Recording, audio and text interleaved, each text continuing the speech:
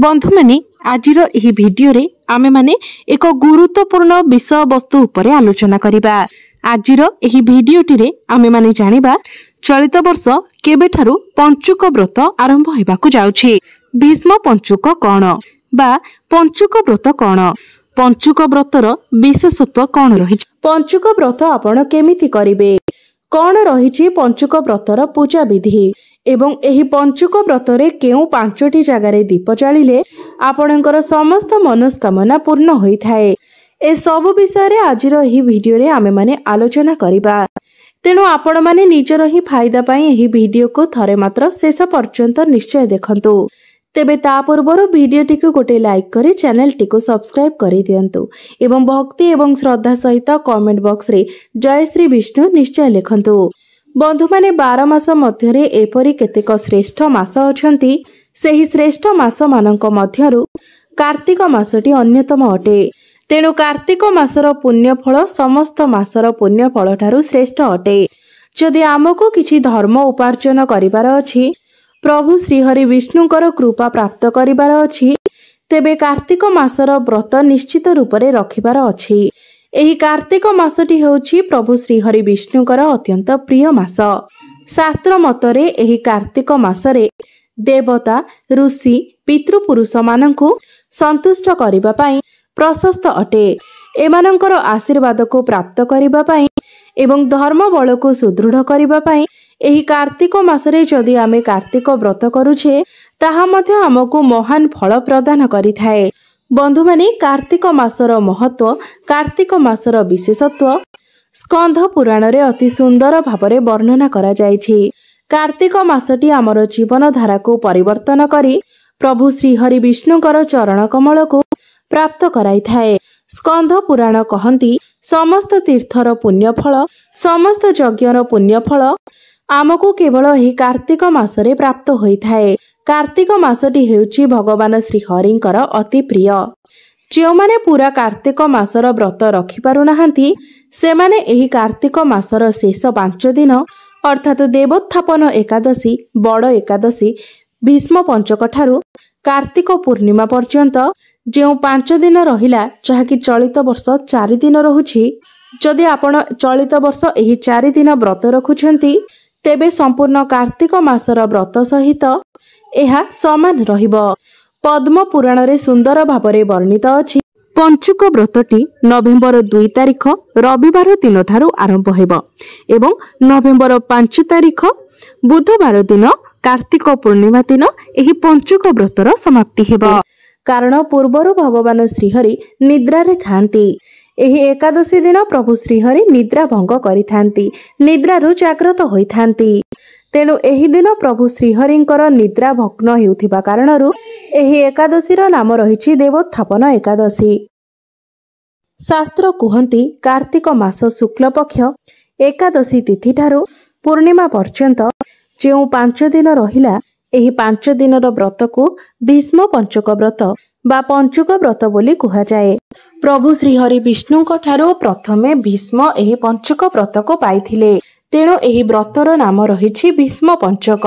आपण माने जानिले जे कार्तिक मासर शुक्ल पक्ष एकादशी ठारू पूर्णिमा पर्यंत 5 दिनर व्रत को भीष्म पंचक व्रत बा पंचुक व्रत बोली जणा जाए। आहुरी मध्य शास्त्र कुहंती जे संपूर्ण कार्तिक व्रत न करि पारुछंती तेबे एही पंचक व्रत बा भीष्म पंचक व्रत आपण निश्चय करंतु। एही भीष्म पंचक व्रत बा 5 दिनर व्रत आपणଙ୍କୁ संपूर्ण कार्तिक मासर फल प्रदान करिथाए।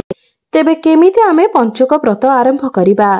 देवोत्थापन एकादशी दिन ब्रह्म मुहूर्तरु शଯ୍ୟା त्याग करिबा एवं तीर्थ जल अर्थात जदि आपण घर पाखरे कोनोसी नदी, पुष्करिणी किंबा जलाशय अछि सेठारे आपण स्नान करि नियंतु। एवं जदि सेपरि किछि सुविधा आपणको घर पाखरे नाही तेबे आपण घरे जेउ जलरे स्नान करूछंती सेथिरे अल्प किछि गंगा जल मिसाई स्नान करि नियंतु। एहा मध्ये आपणको तीर्थ स्थानर पुण्य फल प्रदान करिथाए। एहा परे सूर्य नारायण को जलार्घ्य अर्पण करंतु। तापरे माता वृंदावती को यथा विधि रे पूजार्चना करंतु। तापरे प्रभु श्रीहरि विष्णु को निद्रारु जागृत कराइबा। जेहेतु प्रभु एहा पूर्वरु निद्रा जाइथांती, सेही एकादशी दिन प्रभु श्रीहरि विष्णु निद्रा भग्न करंती। तेणु आमे प्रभु को जाग्रत कराइबा। प्रभु को निद्रारु जाग्रत कराइबा पई आमर शास्त्र रे सुंदर मंत्रटीए उल्लेख करा जायछि। उद्दिष्ट उद्दिष्ट गोविंद उद्दिष्ट गरुड़ ध्वज उद्दिष्ट कमलाकांत त्रैलोक्य मंगलम कुरु। एही मंत्रटी को उच्चारण करी प्रथमे प्रभु को जाग्रत कराइबा बा प्रभुंकर निद्रा भग्न कराइबा। एहा परे श्री हरि विष्णु को स्नान कराइबा। तापरे पंचोपचार विधि रे पूजा करिबा। गंध पुष्प धूप दीप एवं नैवेद्य एही पंचोपचार विधि रे पूजा करिबा। गरुड़ पुराण रे उल्लेख रहिछि एही पंचुक 5 दिन रे 5टी द्रव्य भगवान श्री हरिंकर अत्यंत प्रिय अटे। तेणु एही 5टी द्रव्य पंचुक 5 दिन रे प्रभु श्री हरि विष्णु को लागि कराइबा। तेबे कौन सेही 5टी द्रव्य?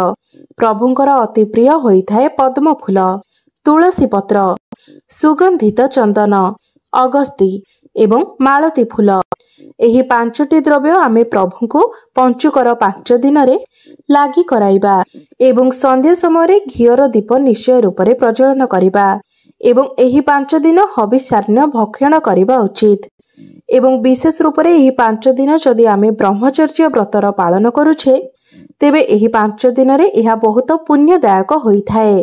तेबे एही पंचुक 5 दिन रे बा देवोत्थापन एकादशी ठारू पूर्णिमा पर्यंत एही 5 दिन रे आमे प्रभु श्री हरि को चेष्टा करिबा एही 5टी द्रव्य रे पूजा करिबा पाई। बंधु माने एही जेउ पंचुक 5 दिन रहिला बा भीष्म पंचकर 5 दिन रे 5टी विशेष कार्य निहाते करिबा दरकार। तेबे कौन सेही विशेष कार्य आसंतु जानिबा। प्रथम कार्यटी हेउची प्रातः स्नान करिबा। कार्तिक मासरे जदि आपण पुण्य नदी बा तीर्थ नदी रे स्नान करंती तेबे आपणकर समस्त पाप दूर हेबा सहित आमको अशेष पुण्य फल प्राप्त होइथाए। जदि आपण कार्तिक व्रत करि न पारंती तेबे एही जेउ पंचुक 5 दिन रहिला बा भीष्म पंचकर जेउ 5 दिन व्रत रहिला प्रथम कथा हेउची प्रातः स्नान करिबा। जदि आपण तीर्थ नदी रे स्नान न करि पारुछंती तेबे आपण निज गृह रे जेउ स्नान जल रे किछि गंगा जल मिसाई आपण स्नान करिबा उचित। द्वितीय विशेष कार्य हेउछि तुलसी पूजन। कारण पालनकर्ता भगवान श्रीहरि विष्णु तुलसी वृक्ष को अत्यंत भल पाइथांती। कारण तुलसी वृक्ष माँ लक्ष्मीकर स्वरूप अटंती। तेणु पंचुकरे तुलसी पूजन करबा एक गुरुत्वपूर्ण भूमिका ग्रहण करिथाए। तृतीय विशेष कार्यटी हेउछि अँला बा धात्री वृक्षर पूजन करिबा। शास्त्र मतरे कार्तिक मास सारा जदि आपण अँला वृक्षर पूजन करि न पारिछंती तेबे एही पंचुक 5 दिन रे आपण अँला वृक्षरे सेवा करंतु, अँला वृक्ष को पूजा करंतु। एबे आसंतु जानिबा चतुर्थ विशेष कार्यटी कोन। चतुर्थ विशेष कार्यटी हेउछि प्रभु श्रीहरिंकर पूजा करिबा। प्रभु श्रीहरि विष्णुंकर पूजा करिबा, श्री जगन्नाथंकर पूजा करिबा। शास्त्र मतरे जदि आपण संपूर्ण कार्तिक मासर व्रतटी पालन करि पारु नाहंती तेबे एही पंचुक 5 दिन व्रत रखी जदि प्रभु श्रीहरि विष्णु को आमे पूजार्चना करुछे तेबे कार्तिक मासर संपूर्ण पुण्य फल आमको प्राप्ति होइथाए। कारण जो माने एही पंचुक 5 दिन रे भगवान श्रीहरि विष्णु को यथा विधि रे पूजार्चना करिथांती सेमाने एही मर्त्य मंडल रे इच्छा करुथिबा अभिलाष रखिथिबा समस्त कामना को प्राप्त करिथांती एवं भगवत पाद को प्राप्त करी निर्वाण गति लाभ करिथांती।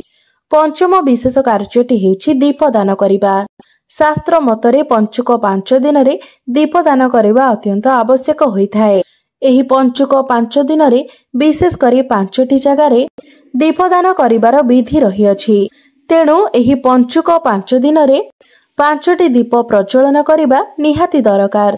शास्त्र अनुसारे वृंदावतीଙ୍କ पाखरे अँला गछ मूलरे भगवान श्री विष्णुଙ୍କ पाखरे गोगष्ठ बा गुहाଳରେ एवं अश्वत्थ गछ मूलरे एही 5टी जगार दीपदान करिबा निहाती जरूरी अटे।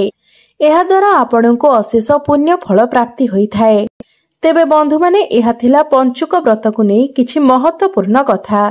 तेबे आपणको जदि एही भिडियोटी भल लागि थाए तेबे भिडियोटी को लाइक करी चैनल टी को सब्सक्राइब करि देबे एवं कमेंट बॉक्स रे भक्ति एवं श्रद्धार सहित जय श्री विष्णु निश्चय लिखिबे।